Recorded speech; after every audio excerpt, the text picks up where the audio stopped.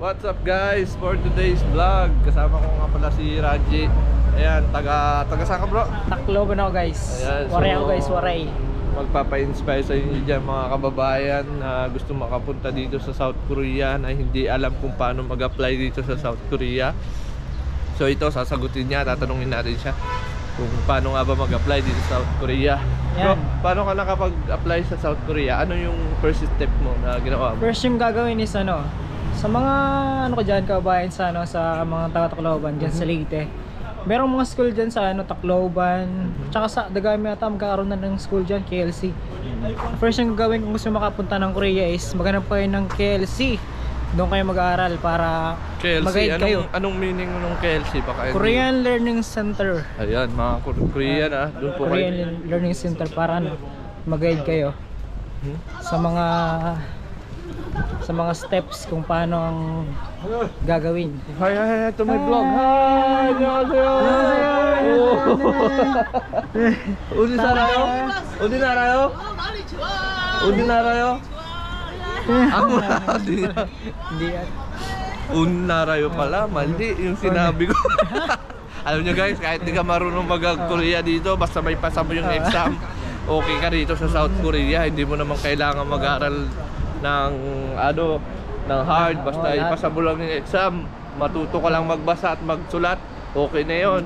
Bahala na kayo dito kung kahit hindi kayo magaling mag-Korean. Yan. May sign language naman. So yung first step mo bro, nag-aral ka ng Nag-aral lang ng Korean, tapos yan, antayin nyo lang yung ilalabas sa DMW kung kailan ang exam. Tsaka pag malapit na yung exam, doon kayo mag-review ng maigi kasi yun na talaga yung Tama. ang first step ng paggamit ng mga pangarap. So yung DMW matatagpuan po yung sa POEA. So yung school nyo, siya ba yung nag-assist sa inyo? Oo, Kung yung paano school mga namin. tamang process?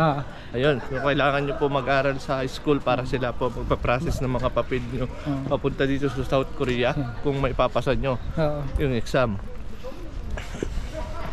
Yan, kagaya niya, ng vocabulary ng pulis ay Gyeongchal. Yan, Gyeongchal.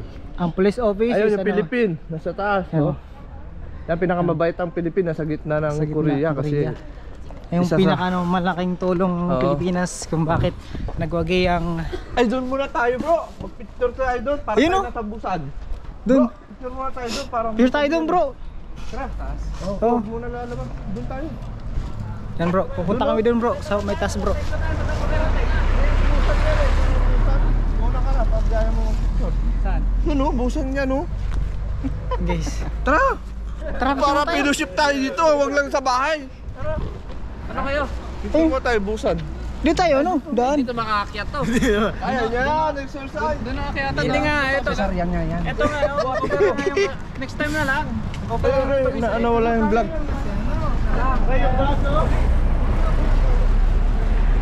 So yun guys, kailangan nyo talaga mag-aaral, yun yung first step natin sa mga nagtatanong dyan kung paano makapunta dito sa South Korea.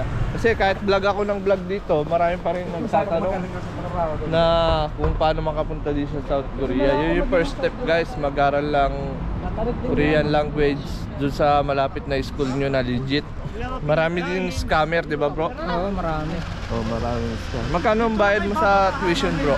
Sa tuition sa amin sa school namin is around 8,000 lang kasi may mga free na 3 libro na yun tsaka 8,000? t-shirt 8,000.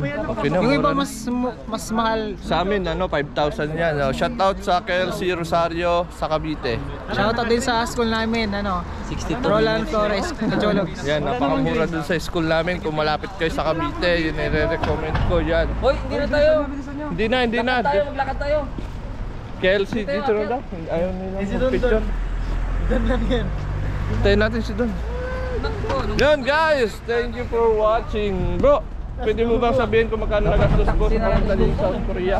Ang mga nagastos ko sa simula pa mga around 80 to 100,000. Yun, 80 to 100,000 pero hindi mo naman kailangan yun na di ba? Okay na sa akin yung 80,000 pesos isang buwan. 80,000. Pero magkano sahod dito sa South Korea? Sahod dito sa South Korea minimum wage dito is 86,000. 2 million point 60 million won. Yun no? Pero kung yung iba dito mas malakas, umabot sila ng 100,000 to 150. Yun oh, you know, Kaya pampa-inspire guys. 100 to 150,000 monthly. Sa depende sa ano, sa company kung malakas o mahina yung ano. Gusto kong company. Yun guys, sa mga nagtatanong dyan guys ha, kung paano makapunta dito sa South Korea, tingnan nyo yun, mga binata yan. Ilan taon ka na bro? 26. Ayan oh, napakabata niya, 26. So 25 ka nung pumunta dito? Ayun, pares tayo. 25 din ako nung pumunta dito. Ilang years ka na dito bro? 5 years na, 31 years old na ako. Bilis lang ng panahon, pauwi na ako. Ayan, mga bago yan, mga binata.